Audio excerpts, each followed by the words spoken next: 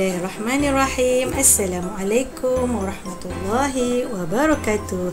Apa khabar anak-anak murid Ustazah? Ustazah harap semua sihat ya. Baiklah, hari ini kita akan belajar tajuk Solat Tiang Agama. Baiklah, sebelum kita teruskan pembelajaran, kita baca doa dulu. Ikut Ustazah. Bismillahirrahmanirrahim.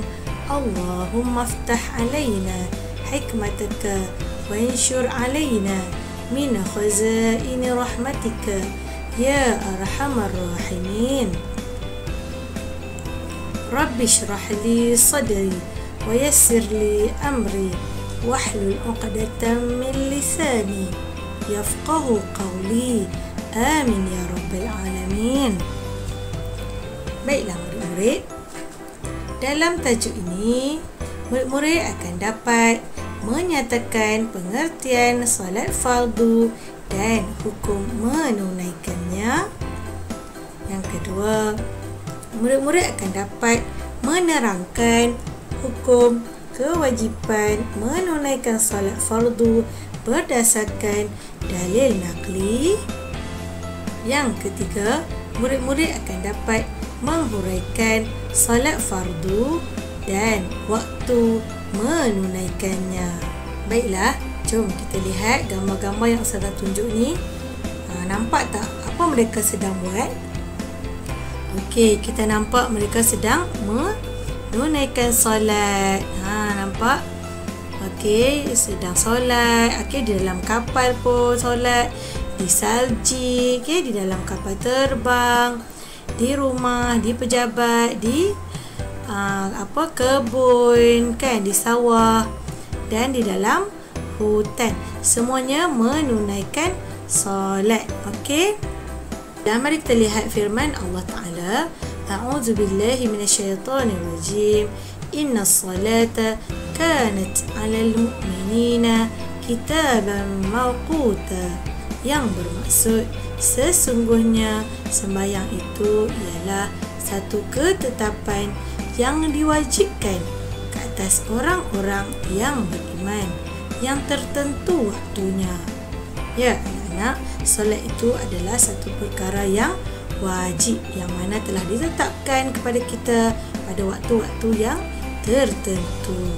Baiklah, jom kita lihat apakah maksud solat.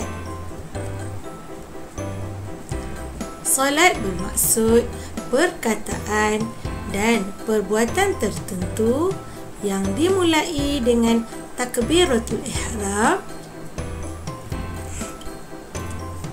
Astagfirullahaladzim.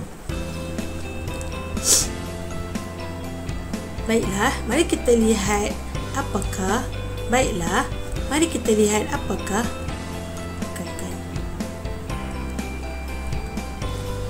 solat ialah perkataan dan perbuatan tertentu yang dimulai dengan takbiratul ihram dan diakhiri dengan salam.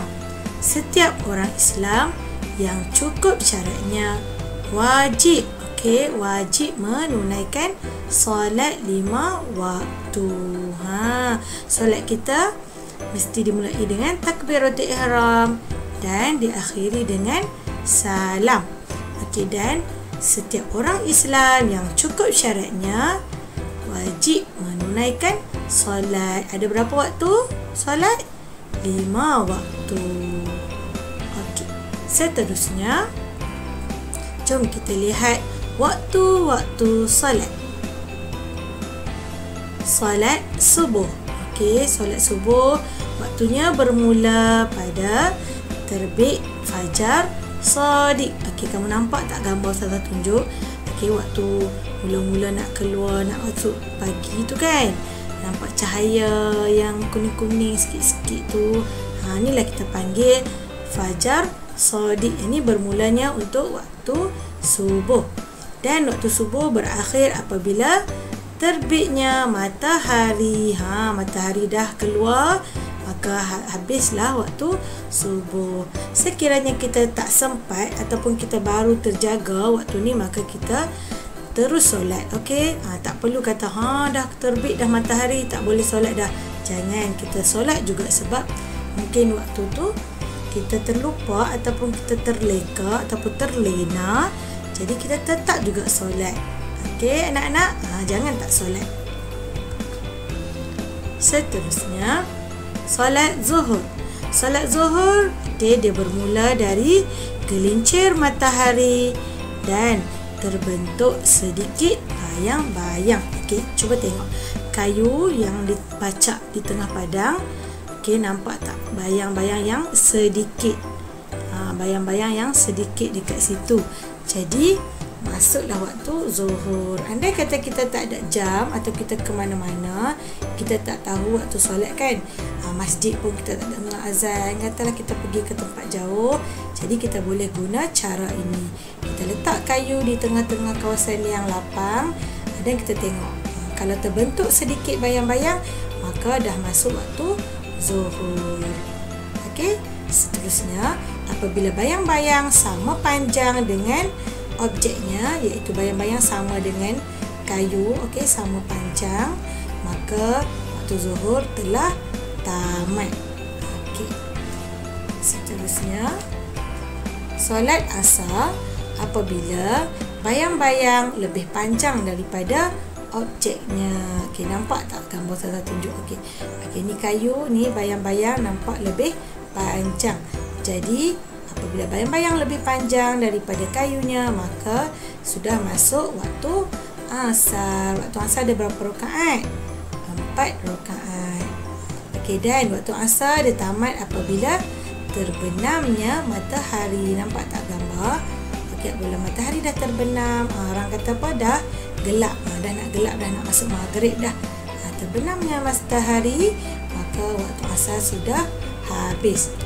Seterusnya, kita tengok solat maghrib. Okey, solat maghrib bermula apabila terbenam matahari, okey, dan hilangnya cahaya merah di sebelah langit barat. Okey, waktu akhir bagi waktu maghrib. Apabila cahaya merah-merah dah hilang, maka waktu tu dah habislah waktu maghrib. Okey, solat maghrib ada berapa rakaat? Ada 3 rakaat. Seterusnya, solat isya. Okey, solat isya 4 rakaat. Dia bermula apabila hilang cahaya merah di sebelah langit barat. Okey, dah tak nampak dah cahaya merah kan? Jadi waktu tu dah masuk waktu isya. Dan waktu isya tu adalah panjang, sebab waktu isya tu sehingga terbit fajar shadiq. Waktu terbit fajar shadiq ni nak masuk waktu subuh, barulah habis waktu isya. Waktu solat yang paling panjang adalah waktu apa? Waktu isya, sebab daripada malam sampai ke nak masuk pagi dah kan. Okey. Seterusnya, mari kita lihat kepentingan menunaikan solat 5 waktu. Okey, apa kepentingan menunaikan solat ni? Baiklah, yang pertama, bukti keimanan kepada Allah. Bukti keimanan kepada Allah ni. Jadi bila kita menunaikan solat, itu menunjukkan kita beriman kepada Allah. Seterusnya, mendapat pahala dan menguatkan iman. Apabila kita solat, kita akan dapat pahala dan akan bertambah iman kita dan menguatkan iman kita. Seterusnya, kepentingan menunaikan solat, ia akan membentuk akhlak mulia bagi orang yang menunaikan solat.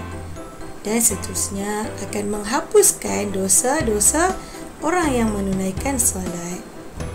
Baiklah, seterusnya, memperoleh ketenangan. Apabila kita menunaikan solat, kita akan rasa tenang kan? Jiwa kita rasa lapang, hindar daripada sebarang masalah. Seterusnya, ia akan mendisiplinkan diri. Apa maksud mendisiplinkan diri tu? Kita akan jaga waktu solat. Bila pagi kita solat apa? Subuh. Tengah hari kita tahu dah solat zuhur. Petang solat asar. Dah nak masuk malam maghrib, kita solat maghrib. Dan sebelum tidur kita solat Isyak. Nampak tak? Ia akan mendisiplinkan diri kita. Baiklah. Jom kita lihat apa hukum meninggalkan solat ni. Okey, hukum meninggalkan solat.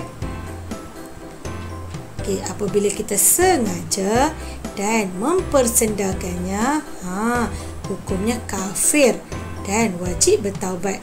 Sebab itu kita jangan main-main sengaja meninggalkan solat.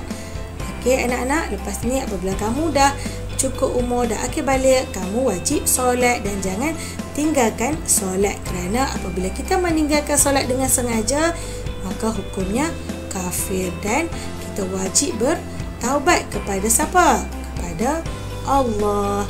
Okey, yang kedua, hukum apabila sengaja kerana malas, kita malas nak solat, apa hukum dia? Fasik. Fasik dan wajib bertaubat. Okey. Seterusnya, tidak sengaja. Okey, katakanlah kita terlena kan, kita tak perasan dah, tak sedar kata dah masuk waktu solat dan waktu solat pun dah habis. Jadi kita tak sengaja meninggalkannya. Maka ini dimaafkan. Okey. Sebagai contoh, kamu tidur-tidur, lepas tu kamu terbangun lewat. Mak kamu kejut pun kamu tak sedar, jam kamu bunyi pun kamu tak sedar, duduk kamu jaga-jaga pukul 8. Tak apa, kamu teruskan solat subuh kerana ini dimaafkan sebab kamu memang tak sedar dan kamu tak sengaja. Okey anak-anak, boleh faham? Ustazah harap murid-murid akan dapat memahami tajuk yang kita pelajari pada hari ini. Kita jumpa lagi. Assalamualaikum. Bye.